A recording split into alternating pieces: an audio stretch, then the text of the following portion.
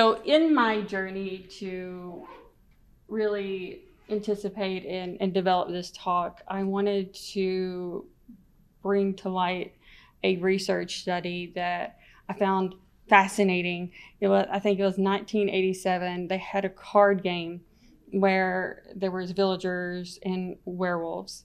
And if we take a pause and a brief side note, if we look at traditional media's portrayal of werewolves, you usually have two types. The one that's the malicious person who knows that they're a werewolf and then they go off and attack people. But then there's the other person that's an innocent bystander and they transform and hurt others by accident. One you can think of as like the insider threat, and the other one you can think of as your traditional APT threat actor. But with the card game, it's really focusing on that APT threat actor style of person. And they found that in this research study by these university students that the vast majority of the time, the game is set up with a group of people. It can be small, large, but they can have 2 to 3 werewolves, and the werewolves are secretly told that they're werewolves, and the villagers are trying to suss out who the werewolf is, kind of like Among Us or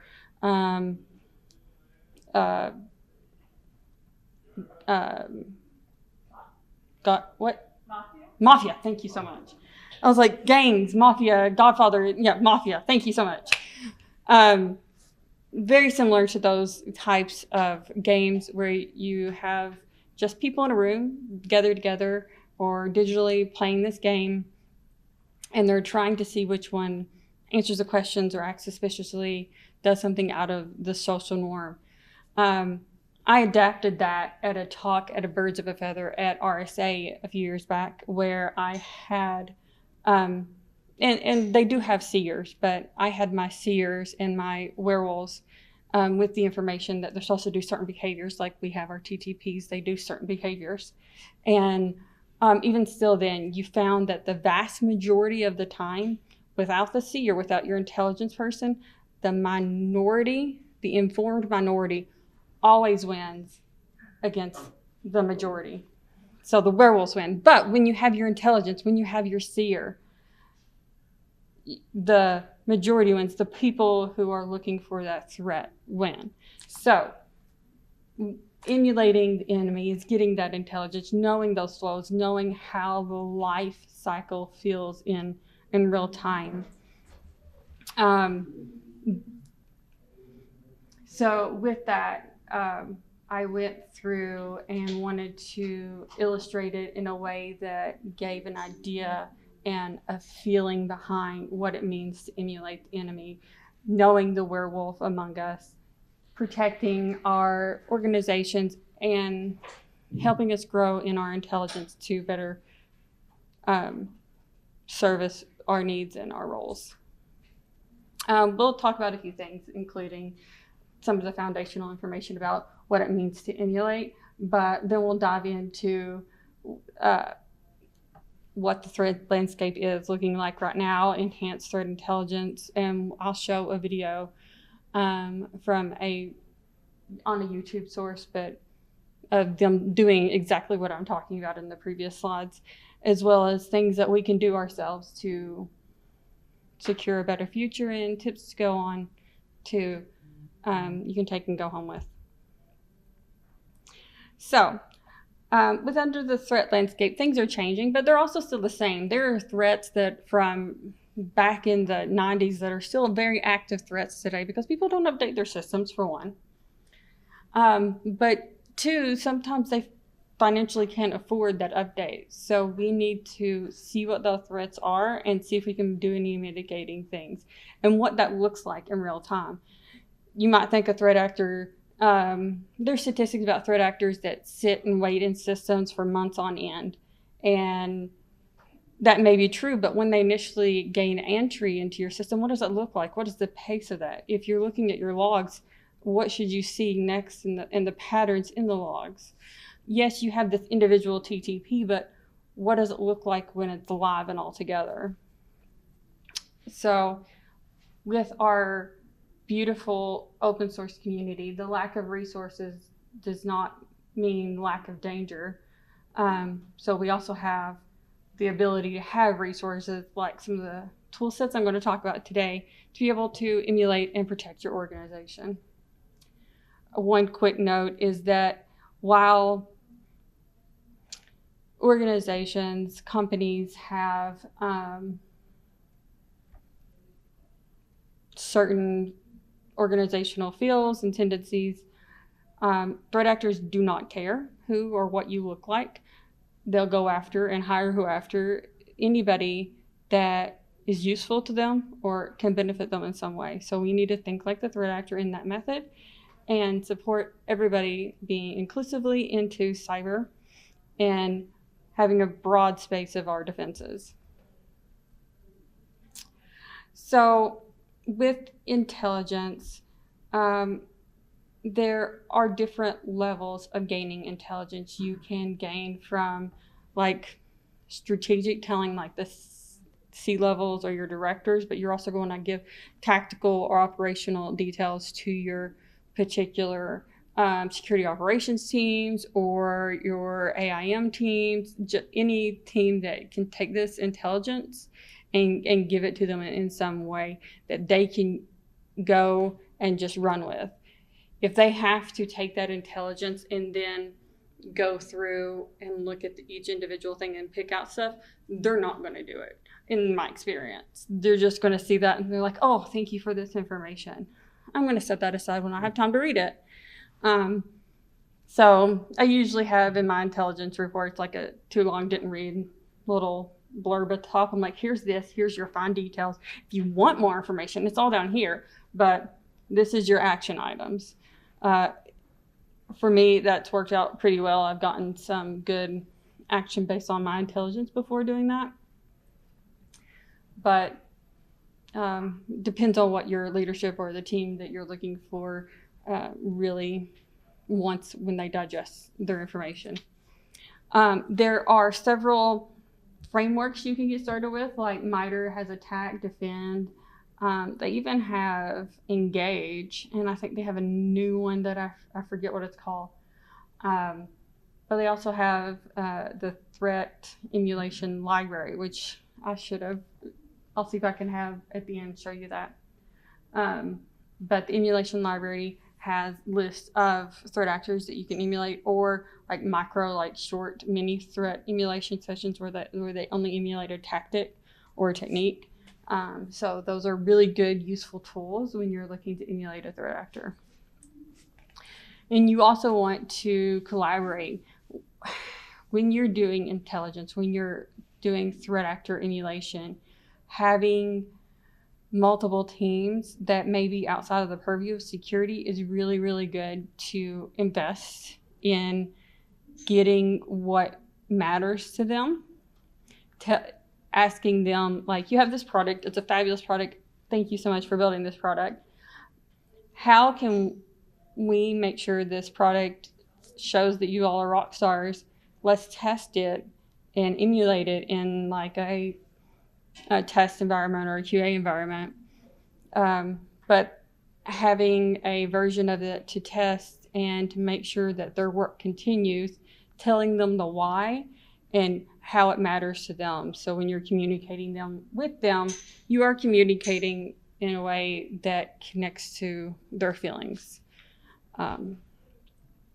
As well as collaborating within security. So you're wanting to collaborate with your operations teams and your insider risk teams and all those other teams. GRC maybe even invested in it from a policy and governance and risk perspective. So there is, I want to caveat here, emulation versus simulation. That depending on who you are in the industry, some people are like, no, this is only simulation. No, this is only emulation. I'm going to use emulation just as a broad spectrum. Some people, to do a simulation is similar to, but not quite the same as, and emulation, they're exactly copying everything. I say tomato, It works. We're all doing the same thing. You're getting the TTPs out of it. You're getting the behaviors and the cadence and the cycle and the life of those behaviors. So it works. This is not the same as pure red teaming. Red teaming is testing, going in and like breaking in. We are looking at known threat actors and known threat behaviors and simulating or emulating what they're doing so that we know that we're protected against people that are actively and actually using threats in our world today. It helps to collaborate with them as well as our red team or your blue teams, but also with people that don't always think like yourself. So if you've had to find different ways to come about a problem because of different challenges or roadblocks in life, your brains are wired a little differently. So having those different thought patterns and the different ways that people connect their synapses together, it's useful to have when you're brainstorming and going through that process. So there's several tools and loads more, but I definitely recommend when you start an emulation, definitely do it in a virtual, safe, contained environment. Atomic Red Team is a preferred favorite, and that's one I'll be talking about here today. There are several ones here that are used and popular. I need to stay here, but any run I'll be showing a little bit more today, but VirusTotal as well. Malware Bazaar, you can download live malware samples from this, so I caution anybody who does pull those. And YouTube's great. Like, you learn to make eggs on YouTube. You can learn to change oil. You can also learn to emulate threat actors on YouTube. So there's a lot of useful things. There are some tabletop exercises you can get online from CISA or any of the other major organizations. And MITRE has an adversary emulation plans. And again, I'll show you that at the end. So I'm going to show right here is going to VirusTotal. It's a lovely program. I ended up having it integrated with some tools back at my previous org, and now it's just naturally integrated in several things. But having that hash, that 256, or the MD5, I know MD5 is not supposed to be used, and it's very, very, very broken, but people still use it. So just having them there is useful to have and throw in your systems just to keep watch of them. But you can take this information, and I will show later pulling some data from one and taking it to another. But particularly this threat, you can take its title, you can take its name, and you can take it to any threat platform or any run. They have an intelligence space too, and go there and look for it. Here we have the community telling you more information about it. You can like do a sandbox, go to any run or Joe Sandbox and throw in those links and see what it is. But it's good to have what the community says about a particular product and a particular sample. And there are a lot of them on there. So if you wanted to look up by hash or URL or anything like that, but you can also look at the top posters in the series and the top posters in VirusTotal and search what they've been posting if you're wanting to look at threats, because they're top posters for a reason. Here we're going in any run, any.run. And so this was a threat that was in there. You can look at and you can see the HTTP requests, the connections, the DNS request, and the particular threat. If you look down here, I've highlighted and copied that ANY letters down there. It's a rat, a remote access Trojan. And like you can take that intelligence from that particular threat, look it up, find the TTPs about it, and going from here, you find the groups that it is associated with. One, you can either create your own, because it lists their TTPs, and eventually I'll show you the MITRE layers that are associated with it. You can create your own emulation plan, but MITRE has a lot of them already pre on there, as well as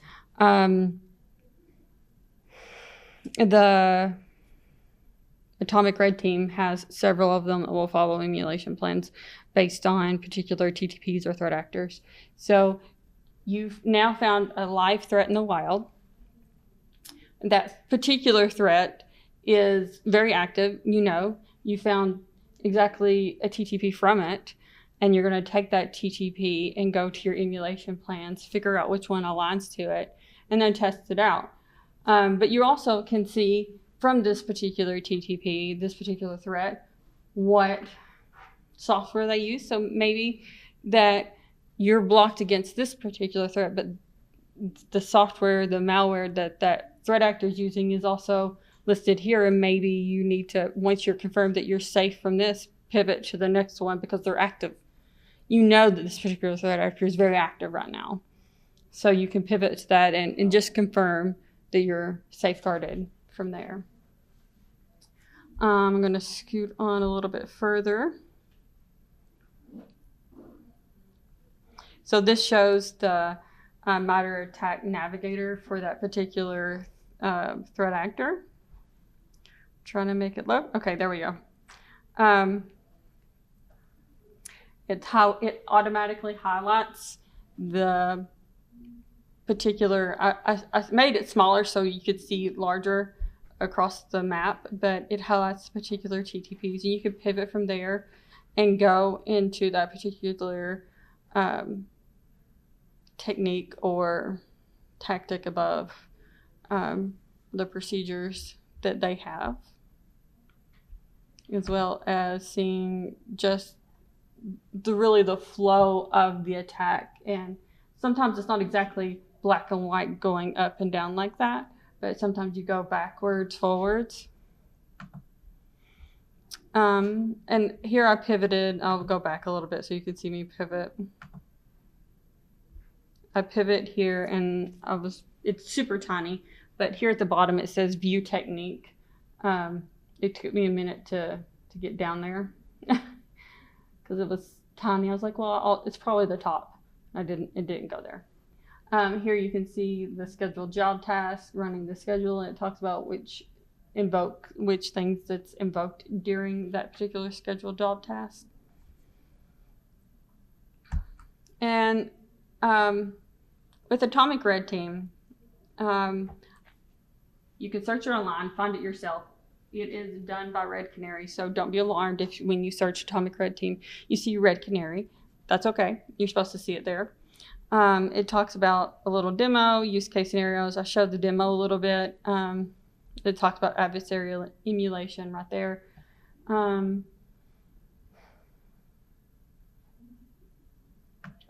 Let's scoot it forward.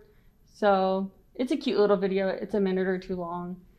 It talks about testing. You can see some of the stuff that it's talking about with PowerShell and some other stuff that you can utilize in the particular tool set. Here it shows, for example, the TTP, the ID for it, the name, what platform it's on. So it's got more of a user-friendly visual base right here.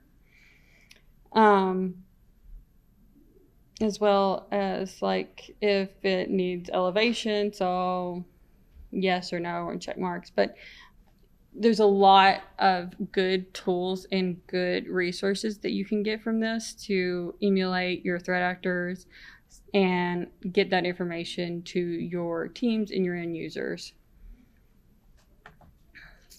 So you've got Atomic Red Team, Invoke Atomic, Chain Reactor, atomic tests aren't like there's more than just atomic red team here, but it's really fun and useful to have. Here is an example of somebody on YouTube, John Hammond, showcasing atomic red team. And so this isn't live going around, so it's not just like, it's very user-friendly, good experience of a database. I mean, a emulation platform.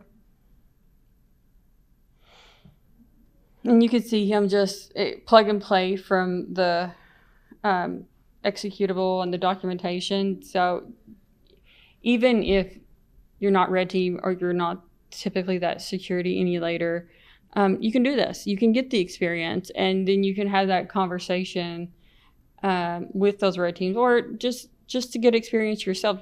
It's a cool thing and fun thing to do, and see what it's like to be that particular threat actor, see the TTPs, because here, when he runs this, because he had to select yes, there's like a safety lever. It shows the particular TTPs associated with it, tags, and it tells you what to do. It gives you hints along the way about killing it at the end.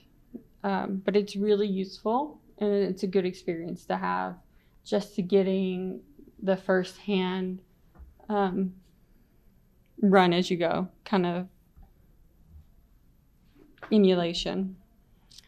And again, you can follow along with somebody online working through it. So yes, I could show you this here, but if you needed to take your time, pause, walk through it with somebody, there's more than just him on there, but there's many people, and Cyberjitsu has resources for support as well.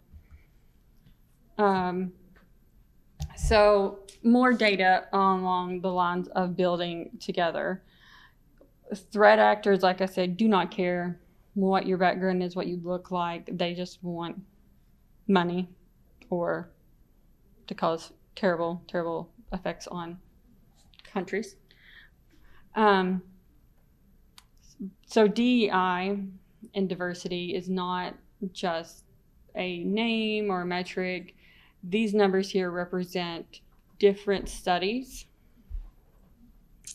along the lines where their profits increased when they had, and you just don't, you can't just have DEI as a checkbox. You have DEI and you embrace it with a culture of inclusivity and open-mindedness. So they increase their profits from their competitors at these different percentages.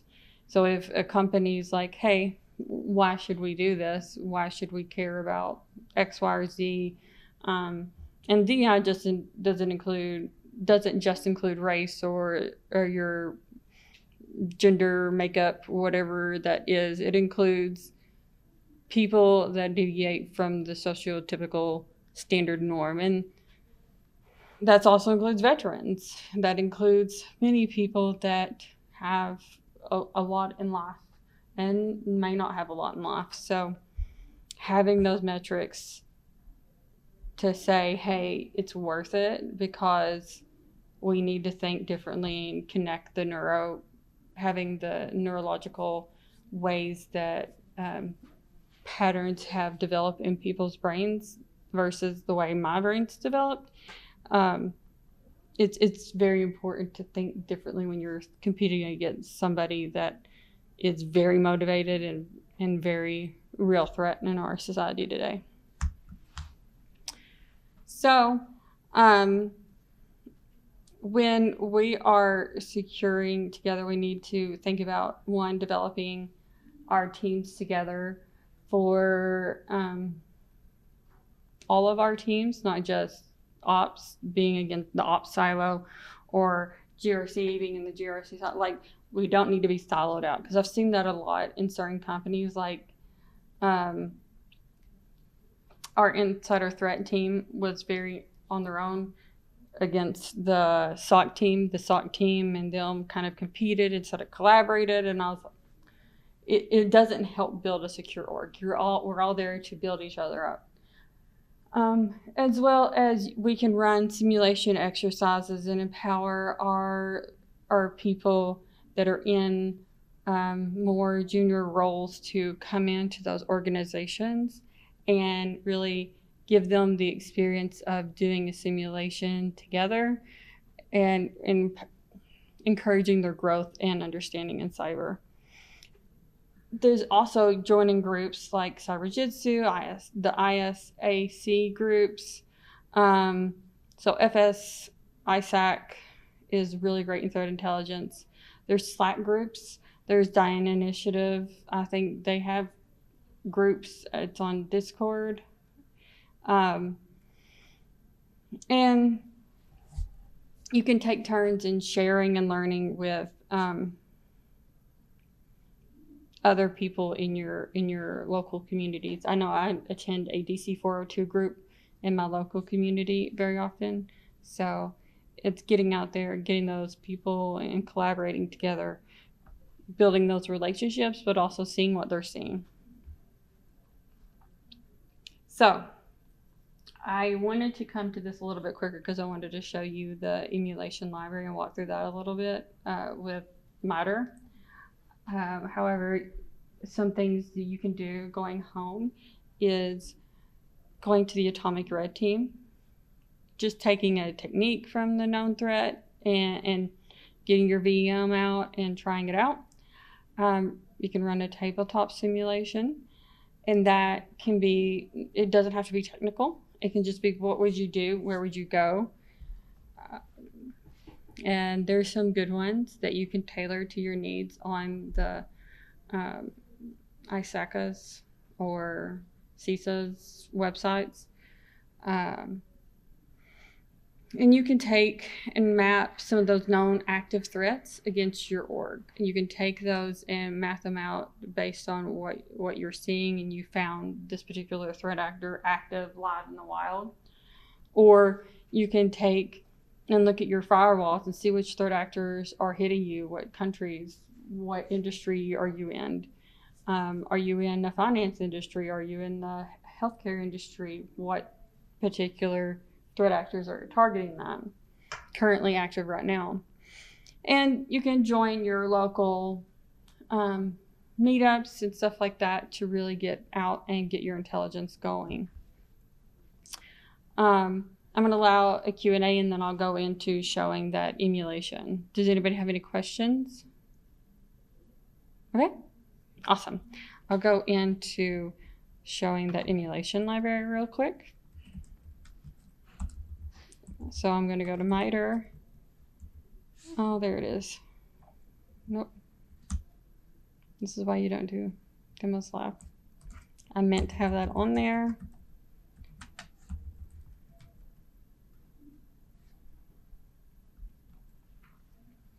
So here is on the MITRE's website, their adversary emulation plans. It talks about going through this phases in the setup, but you select that first one. It's going to take you to walking through a full plan, full details, but there is a GitHub for it. And I'm going to that's Reverse Labs. So you come to the Center for Threat Informed Defense, and it's again MITRE. And you have a number of things that you can look at, particularly the attack and the threat modeling with attack.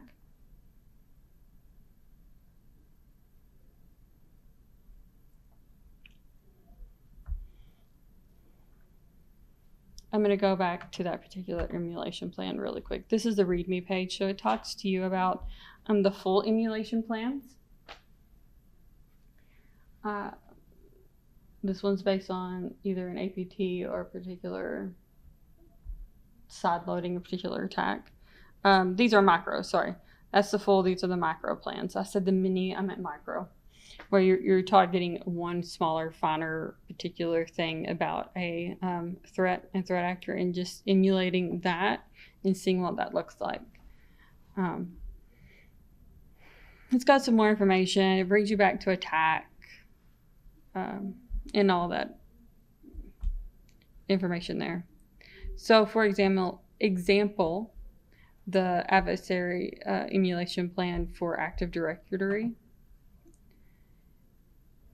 You have your own GitHub information down here. It talks about the table of contents and what's that look like. It talks about the TTPs along that you get from it. The full ones have the particular, I'll go to this APT 29 here. That one is really cool. I really like how they have things set up because they have scenarios here, and then they'll always have the YAML at the end that I've seen so far. It talks about intelligence summary and operation flow because I always like a good intelligence summary.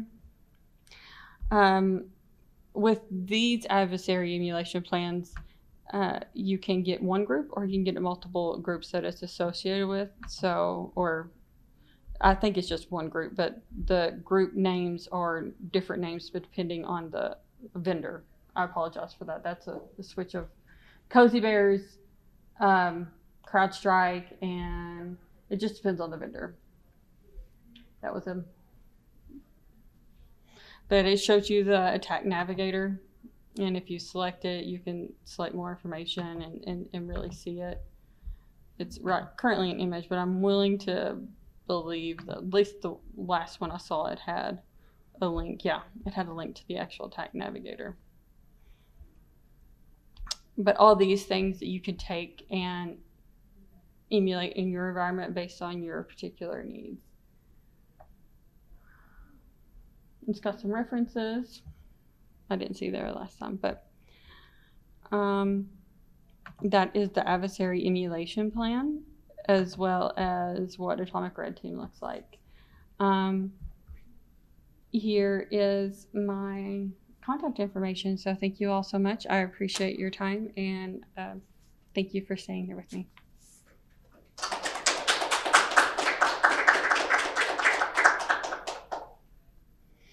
Again, if you have any questions.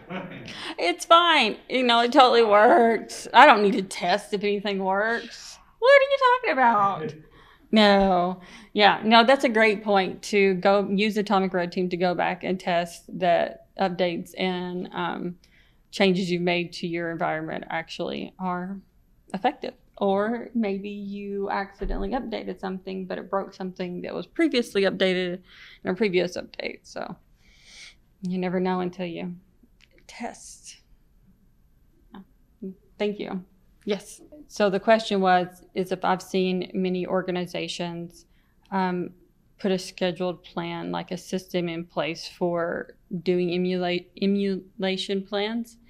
And if so, what does that look like? What's the cadence? Is it once a year? Is it quarterly? What does it look? I have not seen very many actually do this. They should do this. But have you seen some? We do them. Okay. My company, and when we do a bigger cyber exercise, it's almost like a military one. And we found that we do like 2 a year. Yep. Mm-hmm. One in the spring and basically range validate and kind of get everybody used to it. And then with the same range and the same scenarios, do a bigger one where like all the executives and everybody get involved and super messy. Okay. But more than that, you get a fatigue. Like it's so, you're pulling people in this like this high stress situation. Right. Yeah. Like if you do Like a tabletop emulation. Yeah.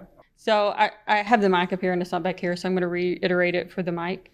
You said in the organization that you're at, you have 2 of them a year. One is just your security teams and the teams and then the second one you have like more stakeholders, more high level CISOs in it, and to emulate through that more a larger enterprise instead of like the particular like emulation teams or what that looks like on a smaller micro basis is more of a large scale, which is super cool, and I'm glad to see that. I've seen those kinds of things where they utilize tabletops and go through those exercises once or twice a year, and that's the most common, like you experience there. I would like to see them use these emulation plans to test, like we were talking about, making sure that if an update's been updated, that a TTP that was protected before by that, on that platform is still protected, or is it broken now? So to answer your question about how often the cadence, depending on the scale of emulation, larger scales, once or twice a year, maybe once a quarter, those are rare.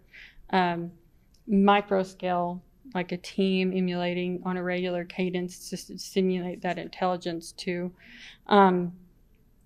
your security operations and other security teams, that I haven't seen as much, maybe a handful of organizations that I can think of.